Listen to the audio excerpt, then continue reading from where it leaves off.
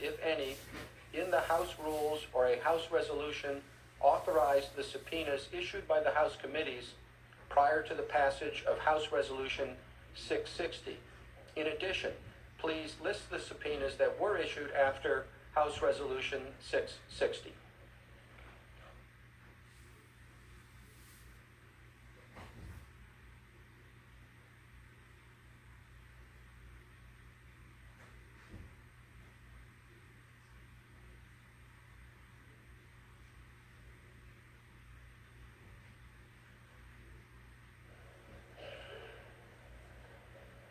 Senator, we will compile the list. We don't have it accessible at the moment, and in answer to a question, oh, we do have it? We do have it. Let me just, if I could, specifically the subpoenas that went out after the passage of the House resolution were a subpoena to John Eisenberg, a subpoena to Brian McCormick, Robert Blair, Michael Ellis, Preston Wells Griffith, and Mick Mulvaney. But let me underscore something that my colleague, Manager Lofgren, had to say. And let me break this down, if I can, in very practical terms. What is the practical import of what counsel for the president would argue? And it is this. Let's say that a Democrat is elected in November. And let's say that any one of you that chairs a committee in the Senate determine that you think that the next president has engaged in something questionable, maybe even some wrongdoing, and you begin an investigation.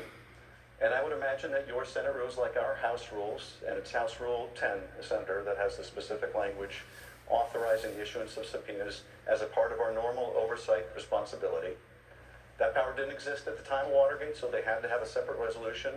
But that House rule passed each session empowers us to issue subpoenas as committee chairs as part of our oversight jurisdiction. So there you are, Democratic president, you're a chair. You start to do oversight, you issue subpoenas. You start to learn more, and what you learn becomes more and more concerning. And you issue more subpoenas. And the administration, in an effort to cover up their misconduct, says, we're not going to comply with any of your subpoenas. We're going to fight all subpoenas. And they come up with one bad faith excuse after another as to why they don't have to comply. And as you investigate further, and you're able to overcome the wall of obstruction, then you begin an impeachment inquiry. And that leads to the passage of yet another resolution. They would argue to you that all the work you did before you determined that it merited potential impeachment must be thrown out. That they were perfectly empowered to obstruct you in your oversight responsibility. That you must begin with your conclusion. And you must begin with the conclusion that you are prepared to impeach the president before you issue a single subpoena. Otherwise, they can say whatever you did before you got to that place should be thrown out. Now, we did not have the Justice Department do the initial investigation here. Why? Because Bill Barr turned it down. The same Attorney General mentioned that July 25th call, said there's nothing to see here.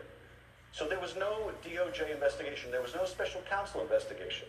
It wasn't as if someone like Ken Starr handed us a package and said, here's the evidence. Now you can take up a resolution, an impeachment resolution, because we have done the investigative work. No, we had to do that work ourselves. And they would have you believe that any subpoena you issue as a part of your oversight responsibility, that down the road reveals evidence that leads you to embark on an impeachment inquiry must be disregarded. That cannot and is not the law. It would render the oversight function meaningless. Court after court that has looked at the Congress's power to issue subpoenas have all reached the same conclusion, and that is, if you have the power to legislate, you have the power to oversee. Here we have a violation of the Impoundment Control Act. That is, Congress passes military spending, the president doesn't spend it, he gives no reason, he keeps it a secret.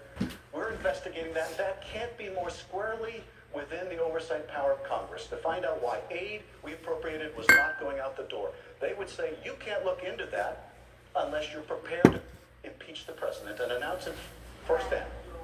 That's the import of that argument. It would cripple your oversight capacity, and without your oversight capacity, your legislative capacity is crippled. That's the real world import of this legal window dressing.